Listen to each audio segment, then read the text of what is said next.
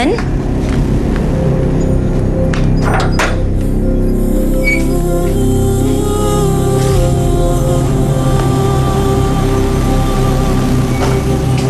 Ma'am?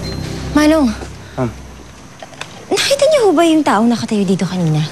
Hindi ko po napansin, ma'am. Nag-CR po kasi ako eh. Sandali lang po, ma'am. Ikot lang po ako, ma'am.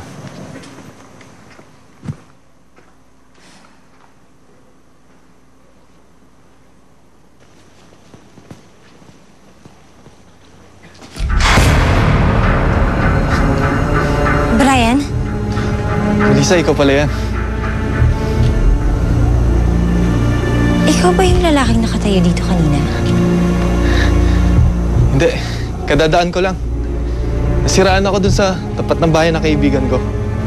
Nandun pa nga yung kotse, oh. Siya, Melissa. Tawag pa akong mekaniko, eh. Sige.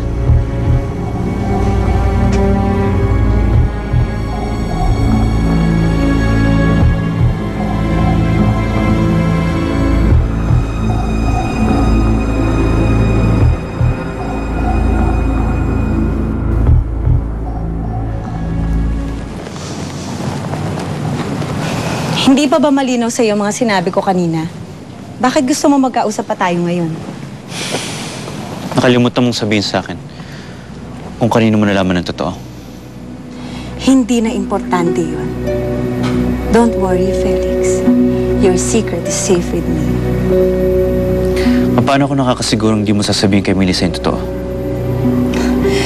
Felix.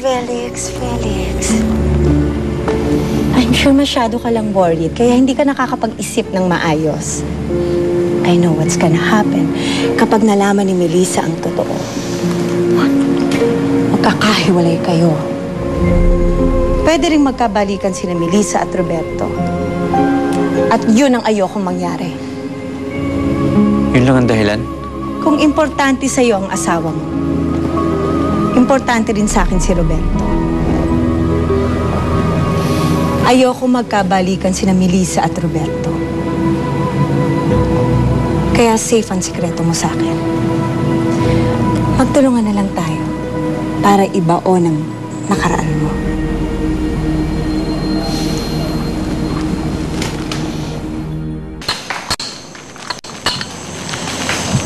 Sigurado ka pa talaga sa kutob mo? Oo naman, Ami. Sigurado ako na si Brian nagmamanman sa labas ng bahay kanina. Ba't naman nagagawin yun? Yun nga rin gusto ko malaman eh. Siguro, totoo yung kutob ko. Na nakita ko na siya dati sa ibang lugar. Hindi ako matatahimik hanggat hindi ko nalalaman kung ano ba yung motibo ng taong yun sa amin. Wala pa rin? Ano pa naman yan? Kahit matrace man lang yung tumawag kay Melissa. Hindi ba ata ginagawa yung trabaho ninyo eh? Akong napapaya kay Melissa. Malis ka na nga muna sa harapan ko.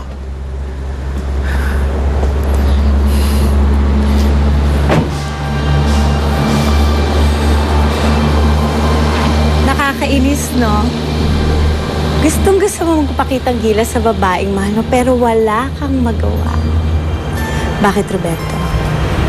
Iniisip mo ba na babalikan ka ni Melissa kapag nahanap mo yung rapist niya? Keep out of this, Rebecca. Asawa kita.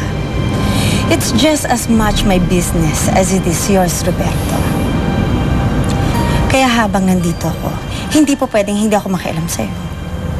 Hanggang sa ma-realize mo na nasa akin ang future mo at hindi kay Melissa.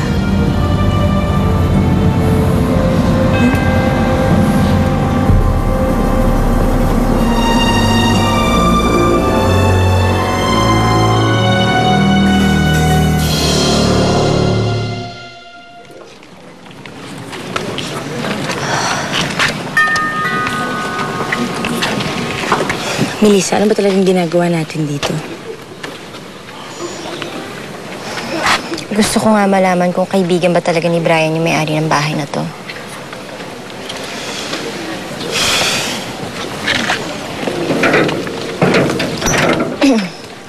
Yes? Sino pa sila? Kaibigan ho ako ni Brian. Brian?